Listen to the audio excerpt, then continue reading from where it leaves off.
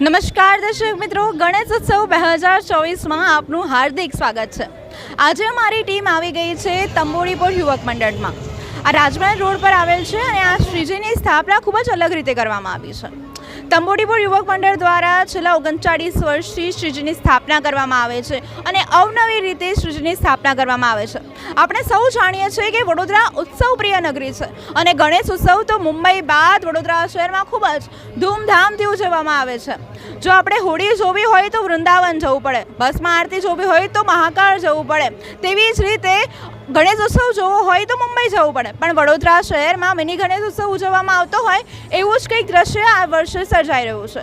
ખૂબ જ ધૂમધામથી વડોદરા શહેરમાં ગણેશ ઉત્સવની ઉજવણી કરવામાં આવી રહી છે, ત્યારે તંબોડીપોર યુવક મંડળ દ્વારા અવનવી થીમ પર ગણેશ ઉત્સવ ઉજવવામાં આવે છે। આ વર્ષે જે ગણેશજીની થીમ રાખવામાં આવી છે, જે વડોદરા શહેરમાં જે ઉત્સવો ઉજવવામાં આવે છે એ થીમ પર આ ડેકોરેશન કરવામાં આવ્યું છે।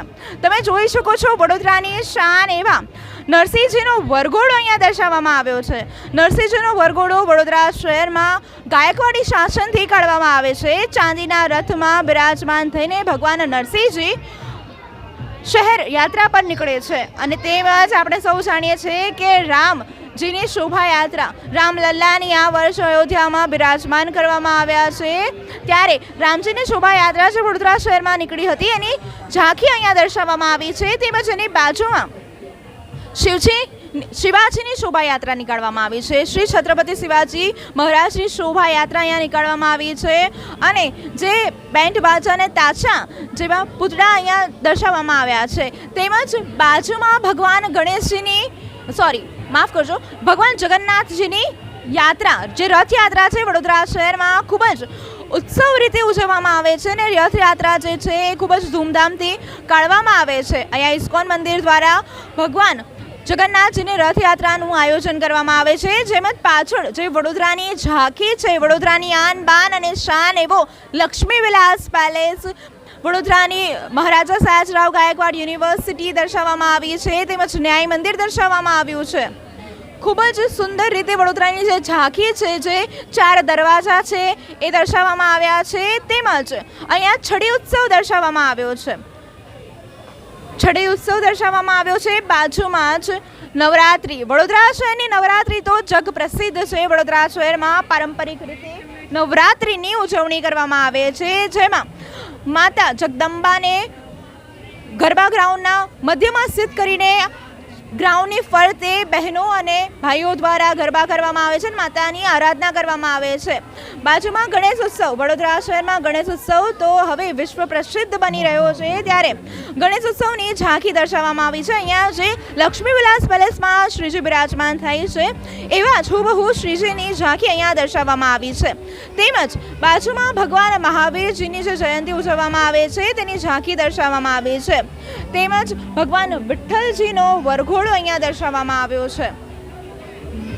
તેમજ બાજુમાં જે દશામાની સ્થાપના કરવામાં આવે છે, વડોદરા શહેરમાં દશામાની સ્થાપના પણ ખૂબ જ મોટા પ્રમાણમાં કરવામાં આવે છે। ભક્તો દ્વારા માં દશામાની 10 દિવસ સુધી આરાધના કરવામાં આવતી હોય છે, એ ઝાંખી અહીંયા દર્શાવવામાં આવી છે। માતા બિરાજમાન છે અને ભક્તો આગળ ધ્વજા પતાકા અને બેન્ડ બાજા સાથે દર્શાવવામાં આવ્યા છે। તેમજ શિવજી કી સવારી, વડોદરા શહેરમાં મહાશિવરાત્રિના દિવસે દેવાધિદેવ મહાદેવ તેમના પરિવાર સાથે વડોદરા શહેરના ભ્રમણ પર નીકળે છે, તે જ ઝાંખી અહીંયા દર્શાવવામાં આવી છે, જેમાં હુબહુ નંદી પર સવાર થઈને શિવ પરિવાર વડોદરા શહેરની ભ્રમણ પર નીકળ્યા હોય, ભક્તોના ખબર અંતર પૂછવા નીકળ્યા હોય એવી જ રીતે ઝાંખી દર્શાવવામાં આવી છે। ખૂબ જ સુંદર લાઇટિંગ કરવામાં આવી છે અહીંયા અને ખૂબ જ સુંદર શ્રીજી બિરાજમાન કરવામાં આવ્યા છે। તમે જોઈ શકો છો જે સૌથી વડોદરા શહેરની ઝાંખી છે એની બાદ એની પશ્ચાત શ્રીજીની સ્થાપના કરવામાં આવી છે। વડોદરા સંસ્કારી નગરીમાં પ્રાચીન અસ્મિતાની ઝાંખી અહીંયા દર્શાવવામાં આવી છે। સામાજિક, ધાર્મિક અને સાંસ્કૃતિક ઉત્સવો અહીંયા દર્શાવવામાં આવ્યા છે, જે વિવિધતામાં એકતા દર્શાવે છે।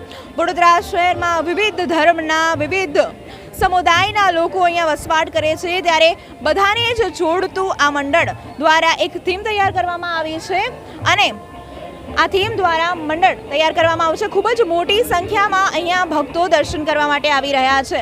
તમે જોઈ શકો છો અહીંયા રાજમહેલ રોડ પર તંબોડીપોર યુવક મંડળ દ્વારા જે શ્રીજીની સ્થાપના કરવામાં આવી છે તેમાં ખૂબ જ મોટી સંખ્યામાં ભક્તો ઉમટી પડ્યા છે આ ઝાંખીના દર્શન કરવા માટે.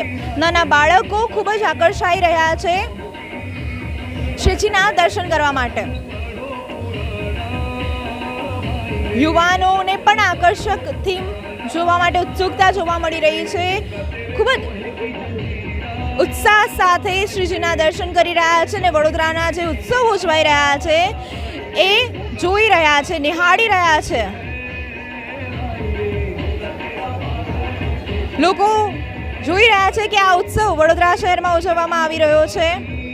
ફોટો કેપ્ચર કરી રહ્યા છે કે યાદો, એક તસવીરો પોતાના ફોનમાં કેદ કરીને એ લોકો પોતાની સાથે લઈ જઈ રહ્યા છે. તેમજ લોકોમાં એવી ખુશી જોવા મળી રહી છે કે આ ઉત્સવ તો આપણા વડોદરા શહેરમાં ઉજવવામાં આવે છે અને એ જ ઉત્સવ અહીંયા ઝાંખીના સ્વરૂપમાં દર્શાવવામાં આવ્યા છે. આજે વડોદરા શહેરમાં ગણેશ ઉત્સવની ઉજવણી ખૂબ જ ધૂમધામથી કરવામાં આવી છે. ત્યારે આજે 6થો દિવસ છે શ્રીજીનો.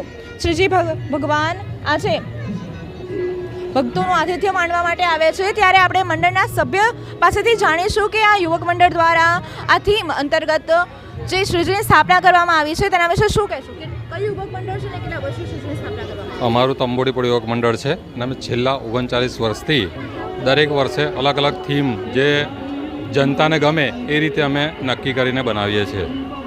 આ જે થીમ આ વર્ષે તૈયાર કરવામાં આવી છે એને પાછળનું કારણ શું હતું? આપણે આપણા વડોદરામાં જે ઉત્સવ ઉજવાય છે, વડોદરા નગરી સંસ્કારી નગરી જે છે, જે ઉત્સવપ્રિય નગરી છે, એ તહેવારો લોકો જાણે અને આપણો હિન્દુત્વનું એક પ્રતીક રીતે જે ગણાય છે તહેવારો એ અમે બતાવવા માંગતા હતા, એટલે આ બતાવ્યા છે અમે તહેવારો. વડોદરા શહેરની જે આન બાન અને શાન છે લક્ષ્મી વિલાસ પેલેસ ન્યાય મંદિર એ પણ દર્શાવવામાં આવ્યું છે. તો શું મેસેજ આપો છો તમે દર્શકોને? અમે એવું દર્શાવવામાં છે કે આ જે આપણી જૂની જે ધરોહર છે આપણી, એની આપણે જાળવણી કરીએ અને એમાં જે ઉત્સવ ઉજવાય છે એની પણ આપણે જાળવણી કરીને દર વર્ષે આવા ઉત્સવ ઉજવીએ. કેટલો સમય લાગ્યો તો થીમ તૈયાર કરવામાં? આ થીમ તૈયાર કરવામાં લગભગ અમને 1.5 મહિનો થયો હતો, જે અમે રાત્રે લગભગ 4 થી 5 કલાક કામ કરતા હતા. મંડળમાં કેટલા સભ્યો દ્વારા આ થીમ તૈયાર કરવામાં? મંડળમાં લગભગ અમે 15 થી 20 જણ છીએ, જે રાત્રે લગભગ બધા રાત્રે જાગીને આ રીતે કામ કરતા હતા. શું મેસેજ આપવા માંગશો તમે? બસ દરેક વર્ષે આ તહેવારો આપણા અતિને અતિ ઉજવાય અને વડોદરાની શાન જે જળવાય છે એવી રીતે જળવાઈ રહે, બસ એ જ મેસેજ આપવા માંગે. તમારું નામ? મારું નામ મિસ્ત્રી શૈલેષ. દર્શક મિત્રો, મંડળના સભ્ય શૈલેષ મિસ્ત્રી દ્વારા જણાવવામાં આવ્યું કે વડોદરાની એકતા દર્શાવતો આ ગણેશ ઉત્સવ છે અને વડોદરાની શાન, વડોદરાના ઉત્સવો દર્શાવતું આ તંબોડીપોર યુવક મંડળ દ્વારા ખૂબ જ સુંદર પંડાલ તૈયાર કરવામાં આવ્યો છે અને મંડળના સભ્યો દ્વારા રાત દિવસની મહેનત કરીને આ થીમ જે છે ગણેશજીની એ તૈયાર કરવામાં આવી છે. ત્યારે દર્શક મિત્રો, આપ સૌને મંડળ તરફથી આમંત્રણ પણ પાઠવવામાં આવ્યું છે કે આવીને દર્શન કરો.